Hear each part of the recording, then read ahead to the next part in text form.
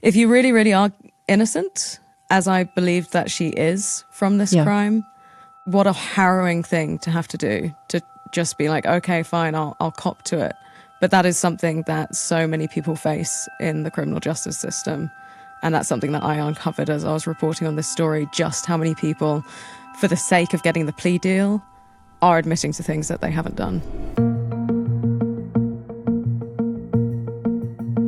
Kelly Harnett has a passion for practicing the law. But her office didn't look like what you'd expect it to. It wasn't in a law firm or a courthouse. Her office was in a maximum security prison. And Harnett was there because she was convicted of second-degree murder, a crime that she insists she did not commit. In Season 3 of the podcast The Girlfriends, host Anna Sinfield introduces us to Kelly Harnett, who she calls the Jailhouse Lawyer. I'm Kathleen Goldhar, and this is Crime Story.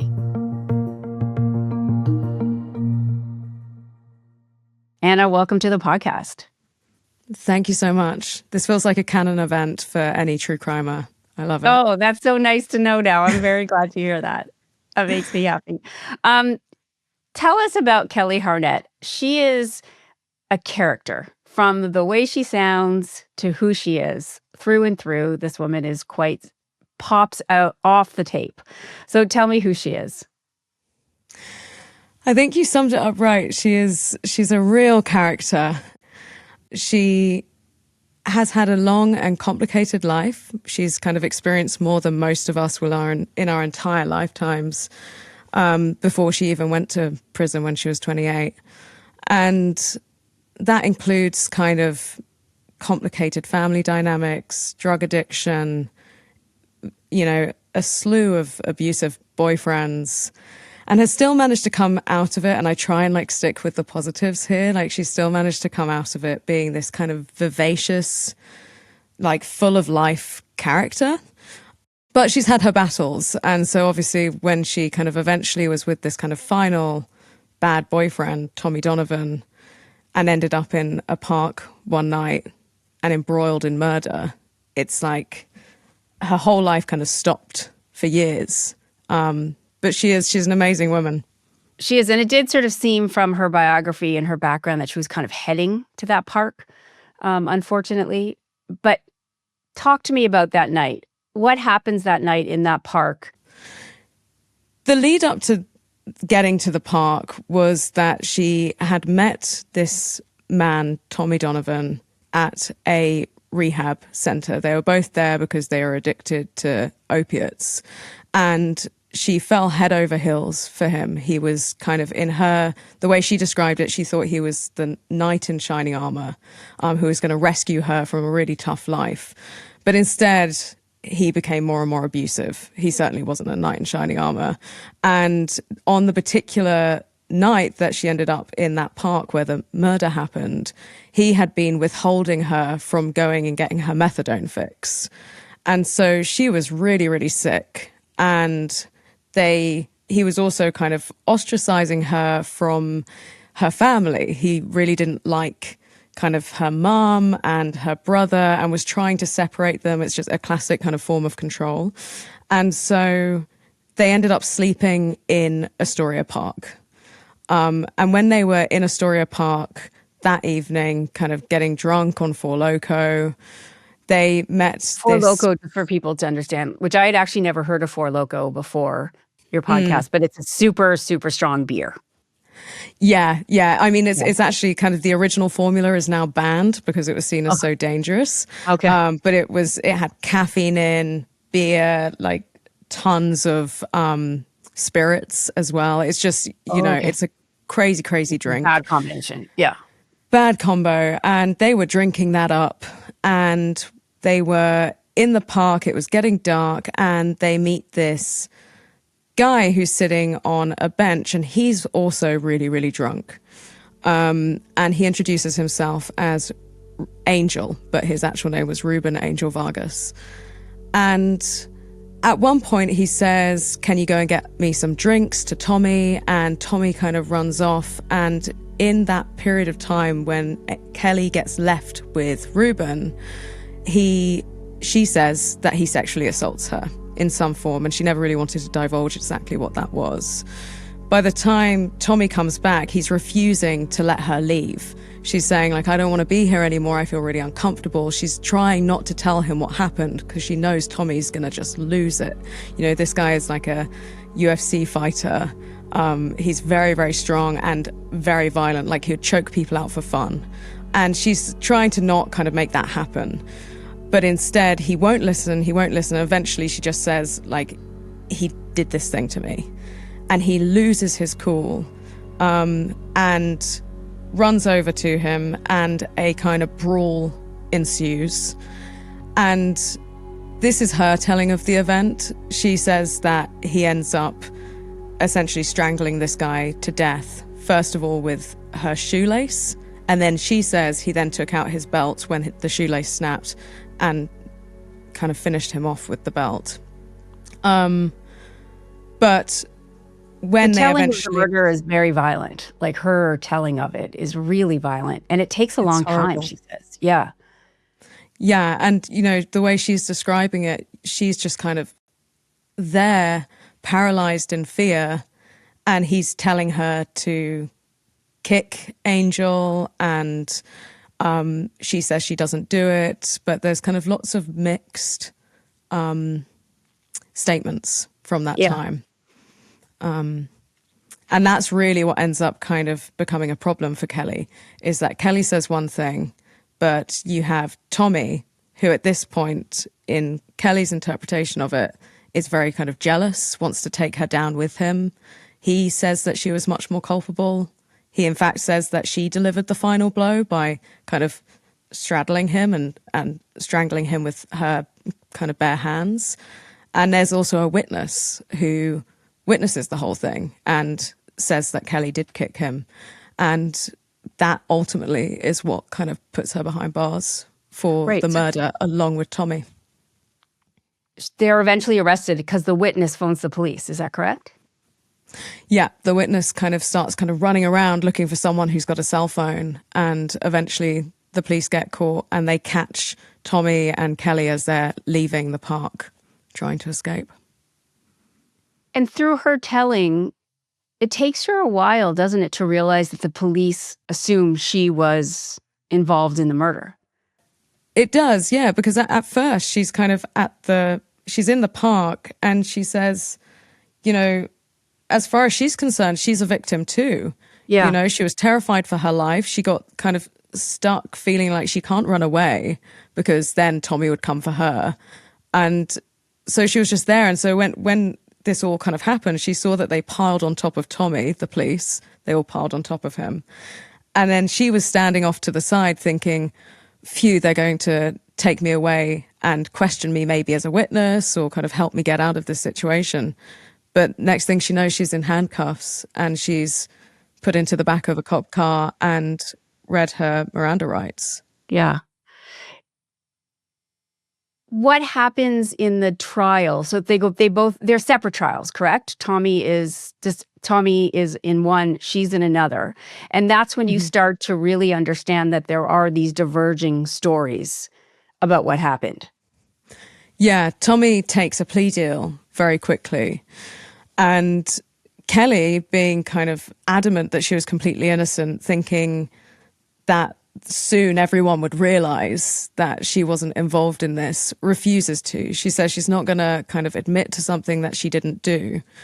But Tommy, having put his plea deal in, kind of implicates her both in his statements that he gave to the police and kind of his statements that he makes after in trial, saying that she's completely involved. And once that kind of happens, it becomes really hard for Kelly to disentangle from the crime because it's already just kind of established. The witness says it, Tommy says it, he's taken his plea deal, surely Kelly's guilty.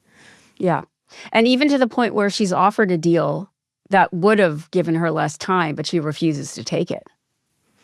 Yeah.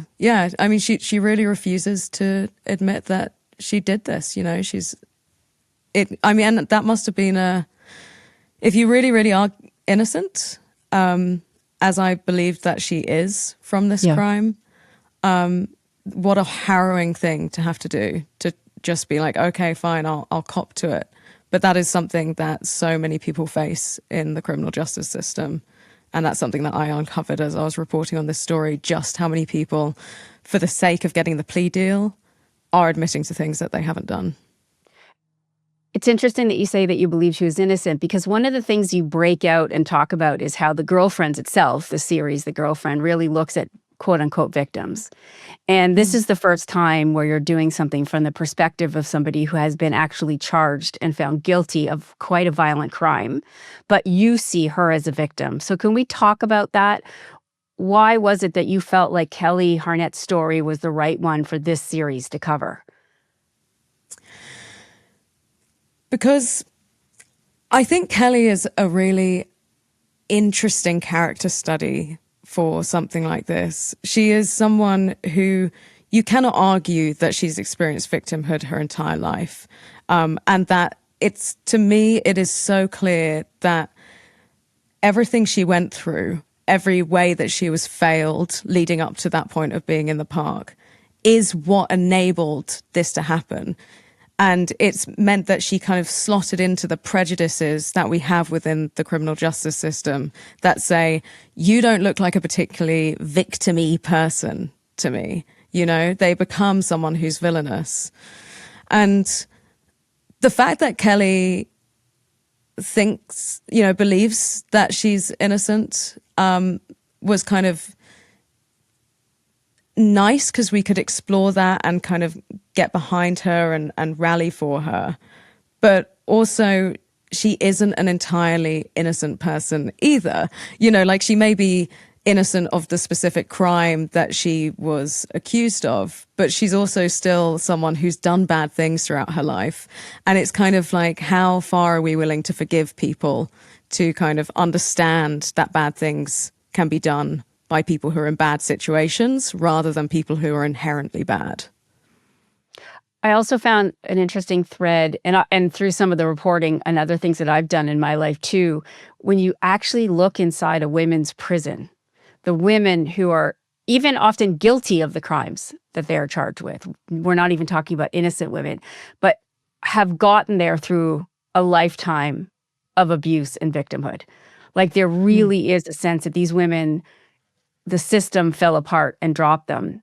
And I think that's what Kelly found when she got there, right? It was this population of people who had become just constant victims.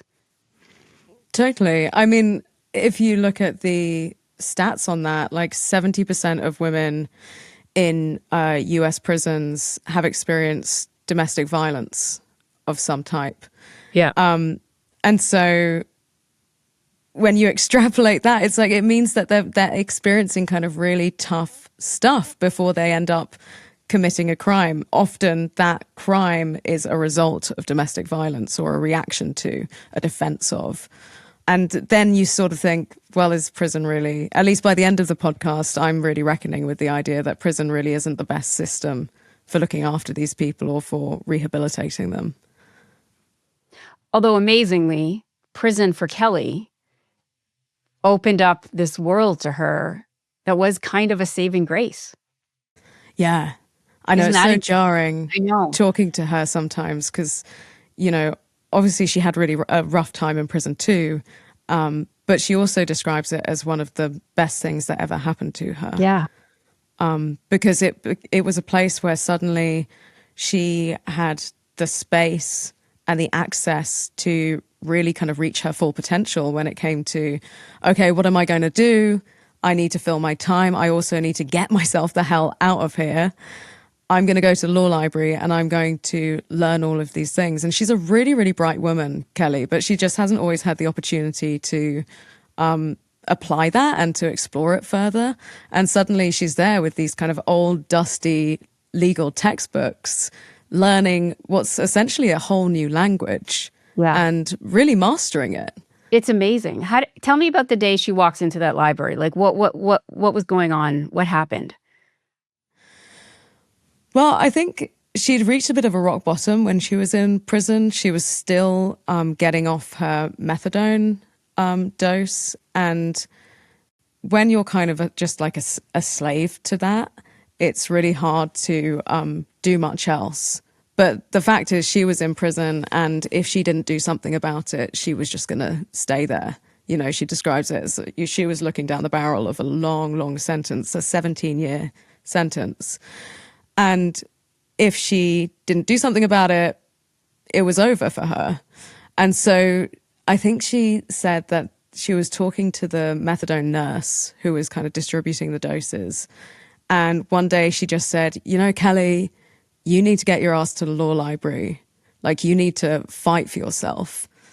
And she thought, okay.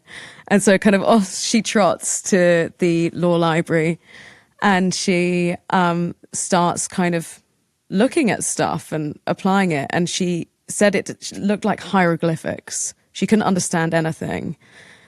And she said, the only way I'm going to actually do this is if I become an expert in it, is if I become like the person who knows everything there is to know. Because, and it's like the most Kelly thing that she could say. She's like, because everyone loves something they're amazing at. You know, she just, you know, she loves to be kind of seen, you know, so she wanted to just become the best of the best. And ever since then, she just would go in. Most people would do a short shift. They're kind of put into kind of couple hour blocks or whatever. But she would stay the whole day, and she would just read and read and read. And then she started drafting things for herself. And before you knew it, she was just kind of becoming a real hassle, basically, around her case. She was kind of filing motions left, right, and center. And she managed to delay her actual sentencing for 5 years because she was doing so much legal work, just kind of essentially bothering them. She was like, here's a new thing that's going to be an issue, so you should have to consider that. And it just went on and on and on. It was amazing. And for somebody that said it was hieroglyphics to start with, it clicked for her. She did eventually really understand the language. Yeah, and now she's, she speaks like a sort of bilingual person, in the sense that you'll have like a normal conversation with her and she'll just drop in some kind of clause. And it sounds kind of, it was a real trip editing the podcast, because you'd be having a normal conversation with her and then suddenly she's like, you know, blah, blah, v, blah, blah, or, you know, this code, blah, blah, blah, blah, blah. And it was like, no normal person will understand that, Kelly. Can you just like dial those bits back? But It's a language she knows fluently now. And then you add the very, very strong Queen's accent, which neither one of us will attempt to try. But that adds to the sort of mystique of this woman. Really, it does. Yeah. She's very unique. She's very unique and arresting. And she becomes known as this jailhouse lawyer and actually manages to help some other inmates even before she's helped. Yeah, she ends up getting a job as a law clerk in the library. And so that meant that not only could she be in the law library a hell of a lot more, which was really her ultimate goal because she just loved it there. It also meant that she could scrub up by helping other people. And within that process, she began to care a lot about kind of using her skills in a way that benefited them. And so she would, I think the number that we counted it to, but there's probably a lot more, but the ones that she could really remember proving, it was like 5 to 7 women she really helped get out of prison. But obviously she was assisting countless women while she was in prison. Right. But it's not all peaches and cream, to tell you, right? There are some jailhouse shit that goes on, including a real problem with her supervisor. Yes. Yeah. So, I mean, prison rape from people who work in the prisons is like not an uncommon thing. It's incredibly common. And sadly, she was a victim of somebody who worked at the prison. And he kind of managed to manipulate her into thinking that she was loved and adored and cared for, and that she was going to have a relationship on the outside of prison. And that just obviously wasn't the case. He was abusing her, and that went on for years until eventually she manages to hear from another inmate that he was doing the same with somebody else who was in the law library. And that just absolutely kind of made it, well, it broke her heart. I mean, because it's one of these things where I want to say she suddenly realized that he was a bad man and that he was abusing her, and that what she was experiencing was sexual abuse in a very vulnerable situation. But at the time, that wasn't true. She was kind of in love with this guy and effectively realized that he was cheating on her, and she felt heartbroken about that. And it was only with time after that point that she realized that she was being abused. Was there any recourse for her? Like in prison, are the guards allowed to do this? Did she ever tell anybody about it? No, it's described as prison rape. It's illegal. And she took it to the appropriate boards, and they investigated it and decided that there was no real evidence to conclude that that's what it was. And that was really disappointing for her, and not an uncommon experience. Of course, This isn't something that prisons want to have on their records. But eventually she did get in touch with the prosecutor on her case, which they have a very strange relationship. Yeah. And he managed to get him removed from the prison, but not with like an actual confirmed case of, what he did wrong. It's very strange, but her and her prosecutor actually started to have some kind of, I wouldn't call it a friendship, but there was a collegial back and forth between the two of them. Yeah, I mean, I tried to speak to Sean Clark, the prosecutor, on her case multiple times to kind of be like, hey, buddy, the version of this story that I'm hearing from Kelly is sounding very unusual. Because obviously defendants do not normally have any kind of relationship with a prosecutor. Like to put it in the most simple terms so people can understand how strange this is, the prosecutor's whole job is to take the defendant down. Like his job is to say, you have done all of these awful things that you are in a I'm not guilty case saying that you didn't do. And he therefore in trial says horrible things about Kelly, reinforces things that she thinks aren't true, really is should be the enemy in this situation. But instead, when she's in prison and she's kind of learning stuff about the law, she starts to be like, well, Sean's actually quite good at his job. At least that's my interpretation of it. She's like, okay, maybe he's on the wrong side of the law for me, but he's very good at it. And so she starts calling him and asking questions. And when she would file a motion, she would call him up and say, hey, Sean, did you get that motion? What do you think about it?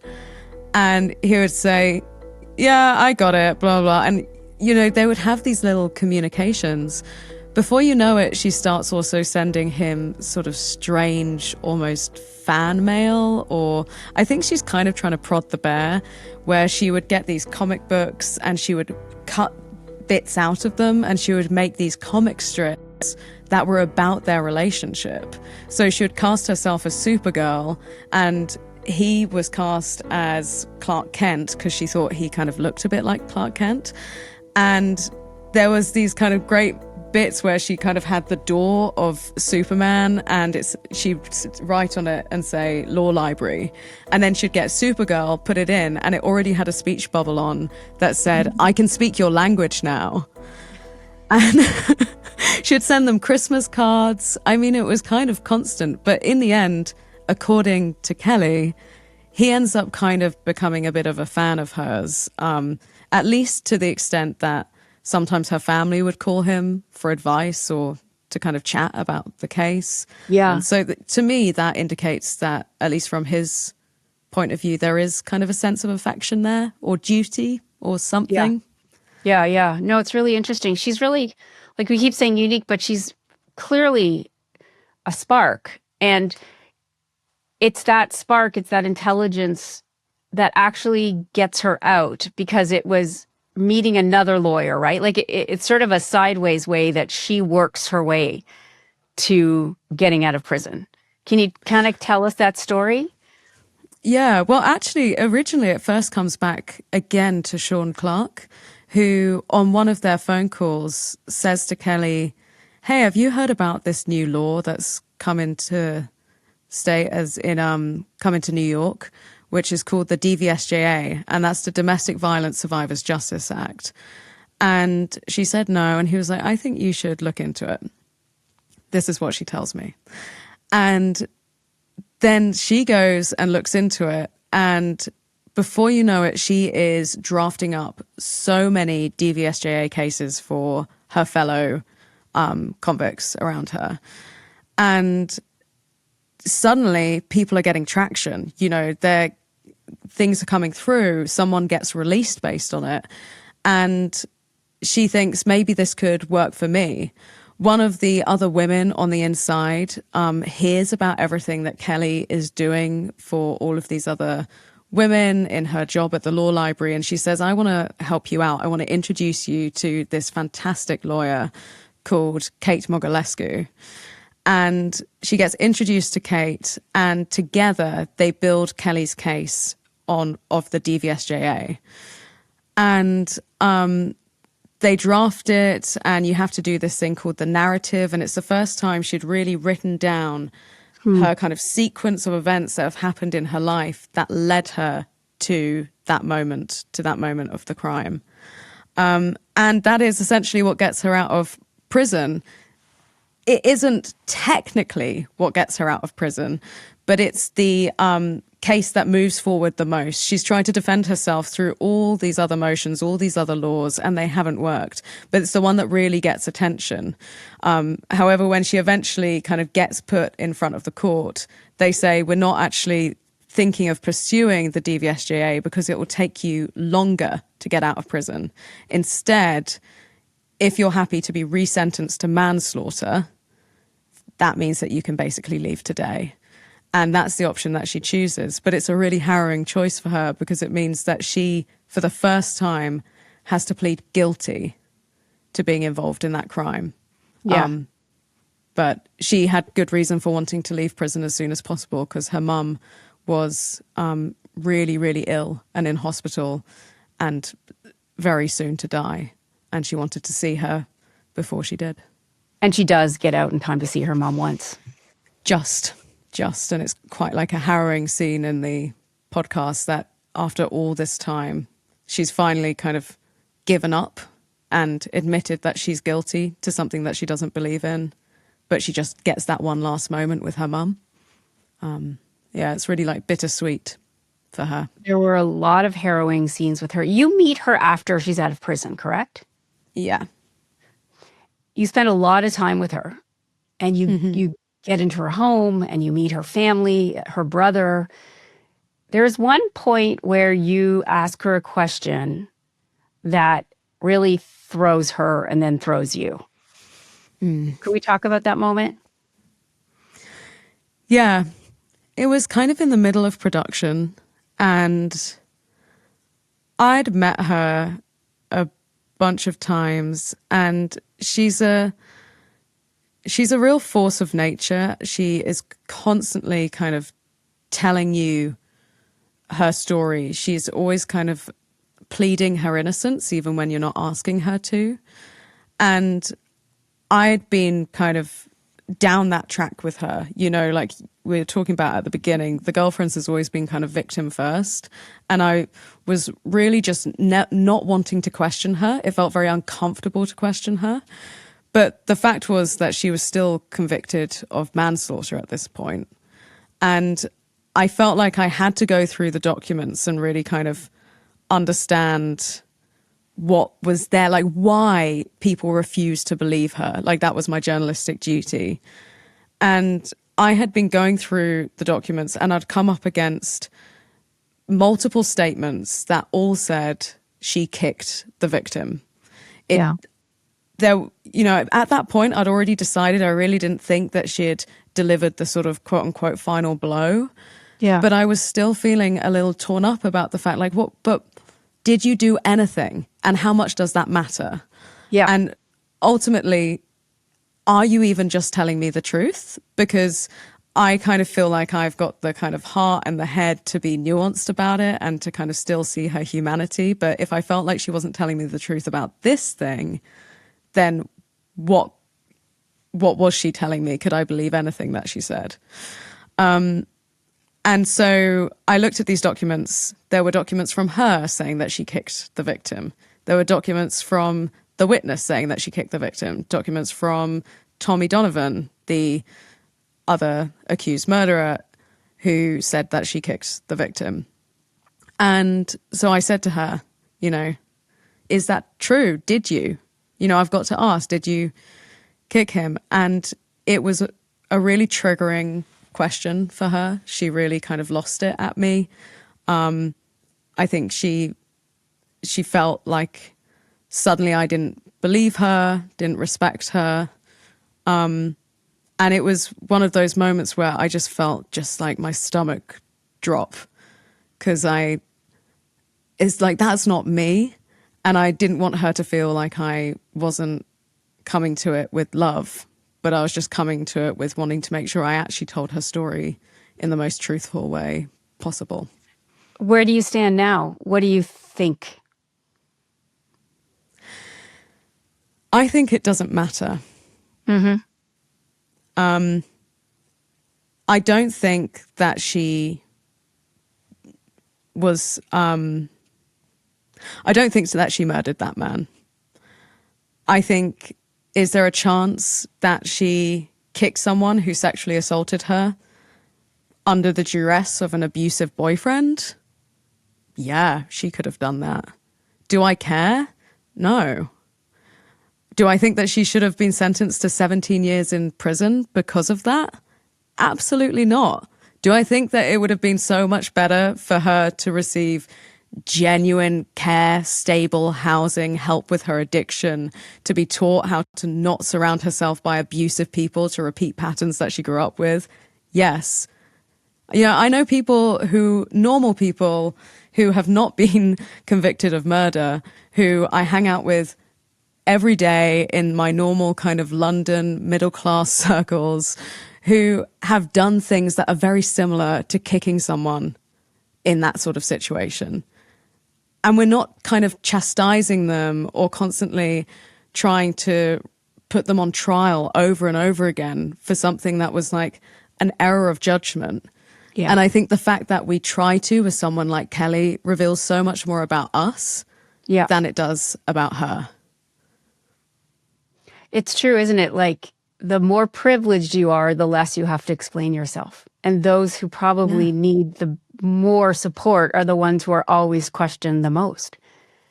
100%. Yeah. It's like the bar for someone like Kelly to be seen as good is so much higher than someone like me.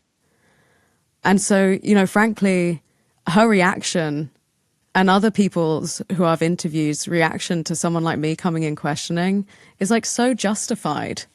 I completely get it. I wish that they thought better of me, but like I can see why that's not the case, Where is she now? How is she doing? Last time I spoke to Kelly, she was doing really, really well.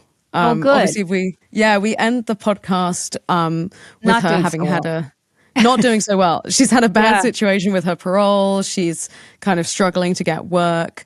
But last I heard, she was working in a legal office and, like living the dream. Yeah. Ugh, that makes me feel good. I know. Me too. I just hope that she stays there. Somebody listens to the podcast and goes, I'll pay for your law degree. Like, just get her through school. Yeah. I know. Me too. Yeah. But it doesn't look like, obviously that would be an amazing, for her to kind of get to that point of really being able to practice law herself rather than kind of doing the more kind of administrative roles would be the dream. Because of course she's ready for that. But at the moment, just being in that space and feeling like she's doing some good in the world and contributing to things, I think is giving her so much self-worth. And every photo she's sent me since, she's been beaming. So. Oh. Well, that's a lovely place to leave it. Anna, thank you. Thanks for the work. Thanks for introducing us to Kelly. And good luck with whatever you hit next. Thank you.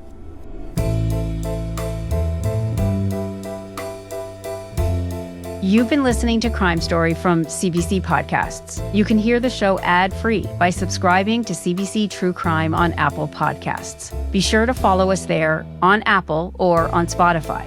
You can also find us on YouTube. Just search and subscribe to CBC True Crime.